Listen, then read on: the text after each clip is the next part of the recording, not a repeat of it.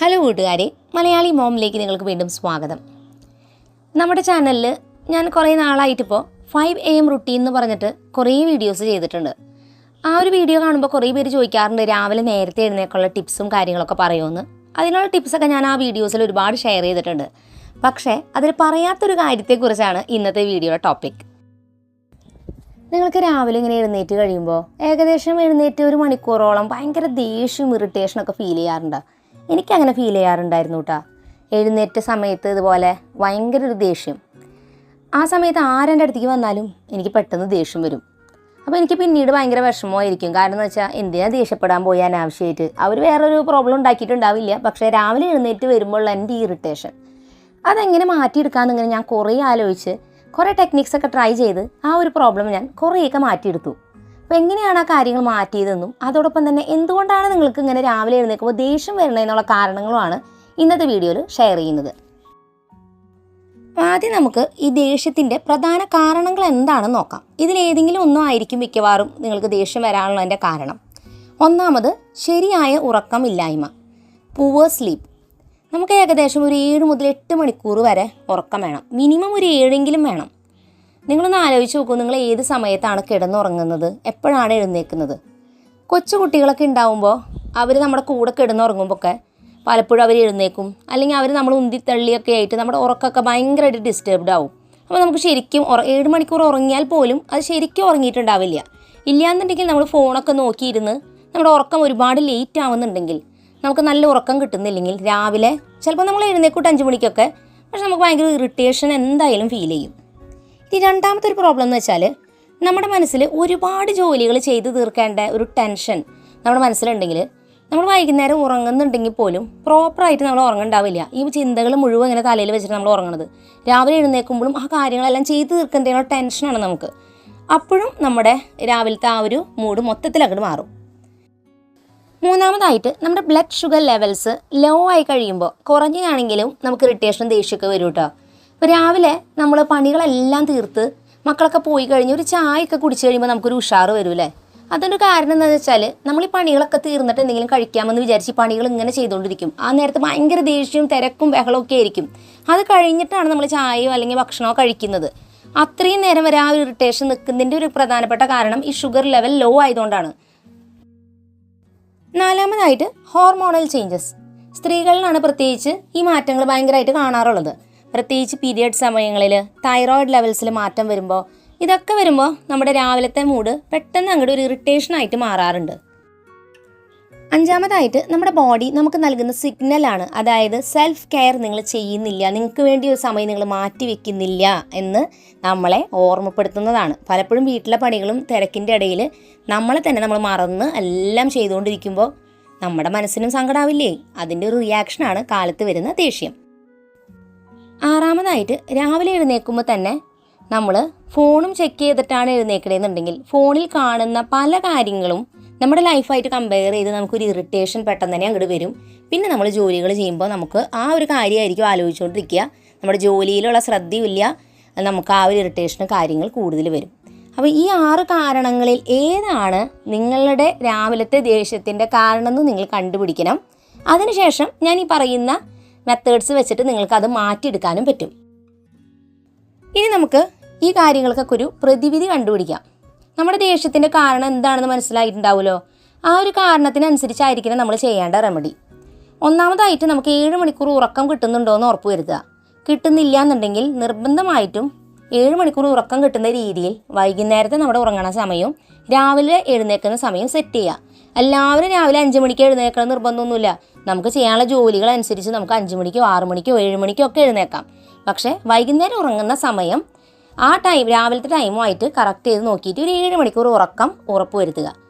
രണ്ടാമത്തെ ടിപ്പ് എന്ന് വെച്ചാൽ നമ്മളൊരു 6 മണിക്കാണ് എഴുന്നേൽക്കാൻ ഉദ്ദേശിക്കുന്നതെന്നുണ്ടെങ്കിൽ ഒരു 5:45 അലാറം വെച്ചിട്ട് എഴുന്നേൽക്കുക. ഒരു 15 മിനിറ്റ് നേരത്തെ എഴുന്നേൽക്കുക. ഈ 15 മിനിറ്റ് നമുക്ക് പ്രാർത്ഥിക്കാനും ഡയറിയിൽ എന്തെങ്കിലും കാര്യങ്ങളൊക്കെ എഴുതണമെങ്കിലോ അല്ലെങ്കിൽ ഒരു ഗ്ലാസ് ചായ കുടിക്കാനോ ഫോണൊന്നും നോക്കരുത് ആ സമയത്ത്. അങ്ങനെ സ്വസ്ഥമായിട്ടൊരു 15 മിനിറ്റ് ഇരിക്കാൻ പറ്റുന്ന രീതിയിൽ നമ്മളൊരു 15 മിനിറ്റോ 10 മിനിറ്റോ മുൻപേ എഴുന്നേൽക്കുക. ആ ഒരു സമയം നമുക്ക് ആ റിലാക്സ് കിട്ടുമ്പോൾ കുറച്ചും കൂടി രാവിലത്തെ ജോലികൾ ചെയ്യാൻ ഈസി ആയിരിക്കും.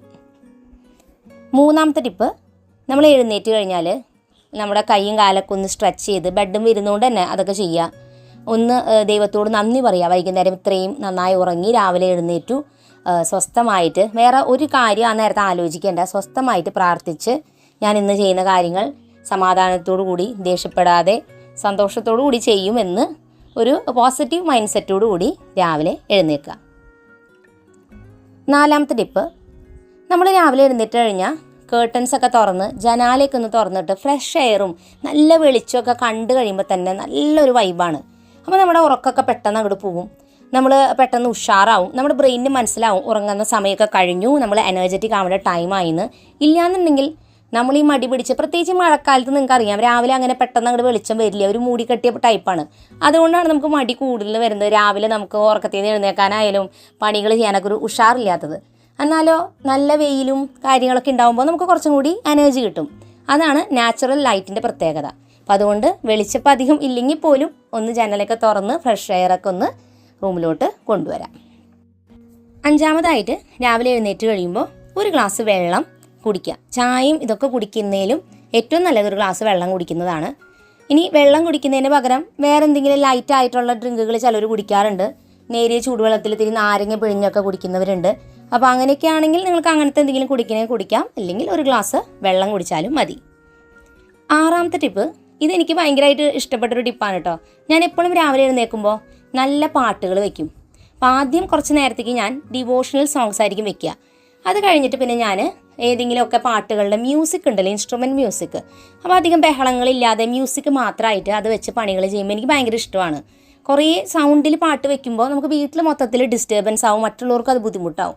അപ്പോൾ ഇത് ഇൻസ്ട്രുമെൻ്റൽ മ്യൂസിക് എന്ന് പറഞ്ഞ് സെർച്ച് ചെയ്താൽ കിട്ടുന്ന പാട്ടുകൾ വെക്കുകയാണെങ്കിൽ കിച്ചണിൽ ഭക്ഷണമൊക്കെ വെക്കുമ്പോൾ ഒരു സിനിമയിലൊക്കെ നമ്മൾ ആക്ട് ചെയ്യുന്ന പോലെ നമുക്ക് നിന്ന് പാട്ടൊക്കെ വെച്ച് പണികൾ ചെയ്യാം. ഇനി 7ാമതായിട്ട് നമ്മുടെ കിച്ചൺ വൈകുന്നേരം കുറച്ച് സമയം പോയാലും കഴുകി വെച്ച പാത്രങ്ങളെല്ലാം നീറ്റാക്കി കൗണ്ടർ ടോപ്പ് വൃത്തിയാക്കി സ്റ്റൗവൊക്കെ തുടച്ച് നീറ്റാക്കിയിട്ട് പോവുക. രാവിലെ വരുമ്പോൾ തന്നെ ഇറിറ്റേഷനോട് കൂടി പാത്രങ്ങൾ കഴുകിയിട്ട് നമ്മുടെ പണികൾ സ്റ്റാർട്ട് ചെയ്യുമ്പോൾ ആ ദിവസം മൊത്തം പോക്കാവും. അപ്പോൾ അതുകൊണ്ട് തന്നെ കിച്ചണിലേക്ക് വരുമ്പോൾ കിച്ചൺ ക്ലീനായിട്ട് കിടക്കുന്ന കണ്ടാൽ പണി സ്റ്റാർട്ട് ചെയ്യാൻ കുറച്ചുകൂടി ഒരു വൈബാണ്. അപ്പോൾ അതുകൊണ്ട് തന്നെ കിച്ചൺ ക്ലീനിങ് ഭയങ്കര ഇമ്പോർട്ടൻ്റ് ആണ് രാവിലെ നമ്മുടെ മൂഡ് ഓക്കെ ആകാനായിട്ട്.